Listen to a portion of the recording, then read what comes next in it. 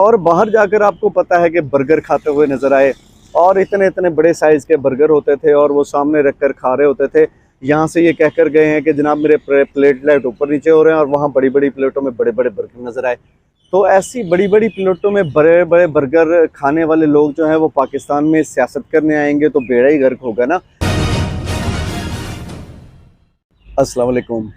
पाकिस्तान के बेहतर मुस्तकबिल की ख्वाहिश अतीक इस्लाम आपकी खिदमत में हाजिर है।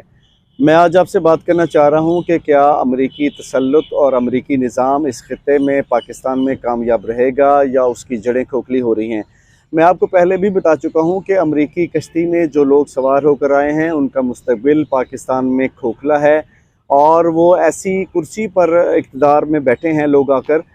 जिस कुर्सी के पायदान नहीं हैं। तो यकीनन नवाज शरीफ यहाँ से जो एक पॉलिटिकल सिस्टम के ज़रिए उनका अरेस्ट हुआ था और उनको नैब के ज़रिए जेल हुई थी, और वो यहाँ से अपनी जेल से प्लेटलेट्स का बहाना करके बाहर भाग गए थे।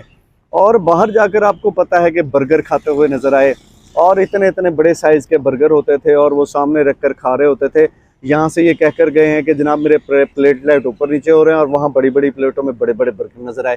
तो ऐसी बड़ी बड़ी प्लेटों में बड़े बड़े बर्गर खाने वाले लोग जो हैं वो पाकिस्तान में सियासत करने आएंगे तो बेड़ा ही गर्क होगा ना। और वो बेड़ा गर्क कैसे हुआ कि आपने देखा कि पंजाब के अंदर उनकी सिर्फ 17 सीटें थी और उनको 80 से 90 सीटें दे दी गई,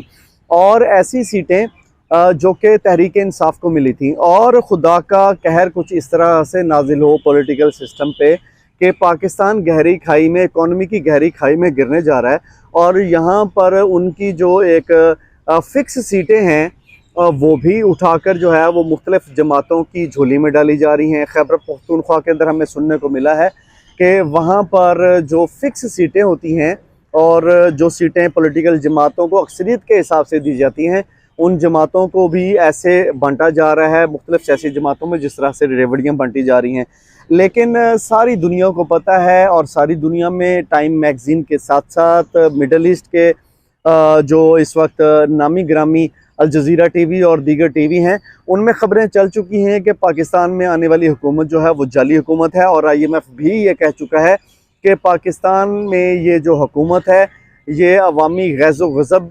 का शिकार किसी भी वक्त हो सकती है। लिहाजा वो जो एक पैकेज अनाउंस करते हैं पाकिस्तान में मईशत के लिए, वो पैकेज इस वक्त इस हुकूमत को हरगिज़ नहीं देने जा रहे। और अगर ये हुकूमत एक मौशी पैकेज नहीं लेती तो इसका धड़न तख्ता तो इलेक्शन में जो इलेक्शन के नतीजे में ये जो जाली हुकूमत आई है, और जून के अंदर इसका जो एक बजट अनाउंस होना है, मुझे तो लगता है कि उस बजट के फ़ौरन बाद या उस बजट से फ़ौरन पहले इसका धड़न तख्ता ज़रूर हो जाएगा। और धड़न तख्ता कैसे होगा कि ऑब्वियसली जब एक अवामी पजीराई से हुकूमत ना आई हो और पूरी दुनिया में आपकी ब्रेकिंग न्यूज़ चल चुकी हो, तो किसी भी वक्त उस हुकूमत का धड़न तख्ता हो सकता है।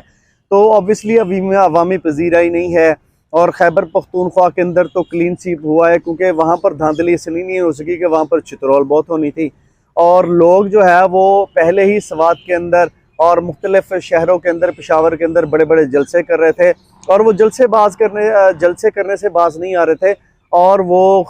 एस्टेब्लिशमेंट की बातों को पसे पुश्त डालते हुए वहाँ पर धड़ल्ले से निकल रहे थे। तो वहाँ पर किसी ने इलेक्शन के अंदर छेड़छाड़ करके या उंगली करके अपनी चित्रोल करवानी थी। तो इस वजह से सिनेरियो ये बना कि खैबर पख्तूनख्वा के अंदर जो है हुकूमत दे दी गई तहरीक इंसाफ को, और क्लीन स्वीप वहाँ से तहरीक इंसाफ ने किया। लेकिन इस वक्त कहा जा रहा है कि कौमी असम्बली के अंदर 180 सीटें तहरीक इंसाफ ने जीती हैं, और 180 में से 90 के करीब सीटें जो है वो तहरीक इंसाफ को दी गई हैं। बाकी सुबह 3 बजे के करीब, जिस वक्त 8 तारीख को इलेक्शन हुए थे, सुबह 3 बजे के करीब वहाँ पर धांधली की गई, और धांधली के नतीजे में, बल्कि धांधले के नतीजे में एक बहुत बड़ी जो है वो एक अलायंस की हुकूमत एक वजूद में आई, जिसको PDM-2 की हुकूमत कहा जा रहा है। और PDM-2 की हुकूमत पाकिस्तान में कुछ हल्के ये भी कह रहे हैं, लेकिन ये थ्योरी किस कदर कामयाब है, और आप कमेंट्स में भी मुझे बता सकते हैं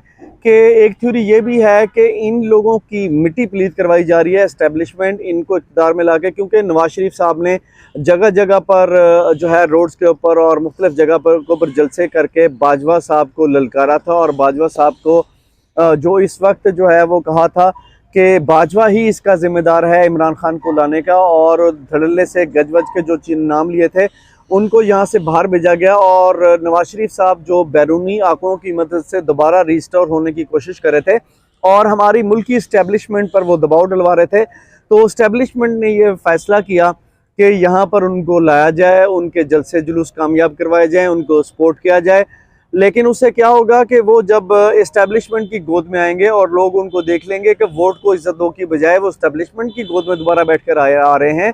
तो लोग जो है वो उनको दोबारा से नापसंद करेंगे और उनकी सियासत का हमेशा के लिए धड़न तख्ता हो जाएगा। तो इसी पैटर्न के ऊपर इस्टेब्लिशमेंट काम कर रही है। लेकिन आप कमेंट्स में मुझे बता सकते हैं कि क्या इसी पैटर्न के ऊपर काम हो रहा है, या इस वक्त पैटर्न जो है वो मतलब इस्टेब्लिशमेंट वाकई में नवाज शरीफ के साथ मिली हुई है और नवाज शरीफ के साथ मिलके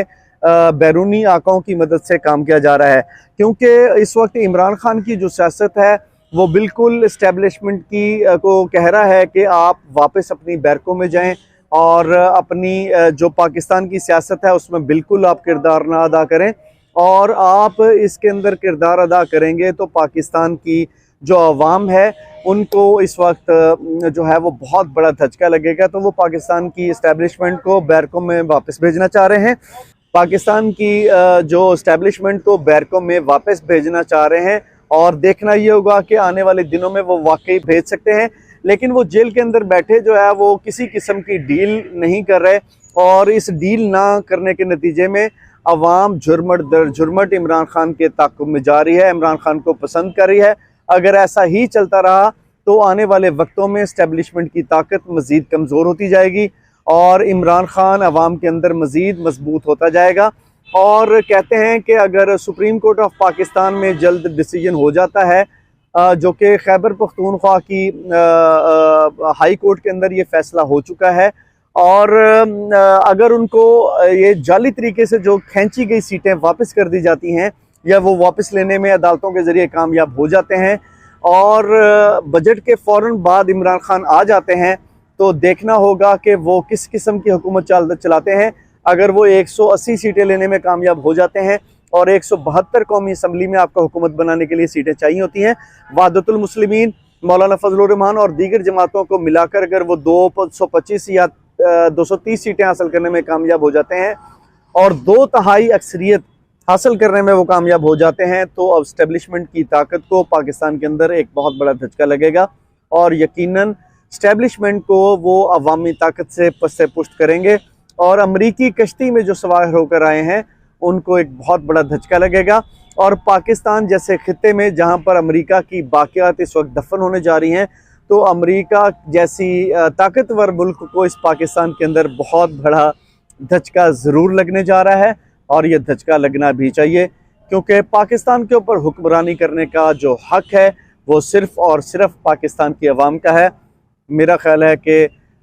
इस वक्त जरदारी साहब को भी सिंध के अंदर जो है वो छितरौल शुरू हो जाएगी इस दफ़ा, और पंजाब के अंदर तो नवाज शरीफ साहब की छितरौल बहुत गजवज की हो रही है। तो आने वाले दिनों में देखना होगा कि ये ऊँट किस करवट बैठता है और पाकिस्तान के अंदर अमरीकी निज़ाम कामयाब होता है या पाकिस्तान की अवाम जो है वो अवामी ताकत से अपने आप को मनवाती है। बहुत बहुत शुक्रिया। इंशाल्लाह एक न्यू व्लॉग के साथ बहुत जल्द आपकी खिदमत में हाजिर होंगे। तब तक के लिए इजाज़त। बहुत बहुत शुक्रिया। पाकिस्तान जिंदाबाद।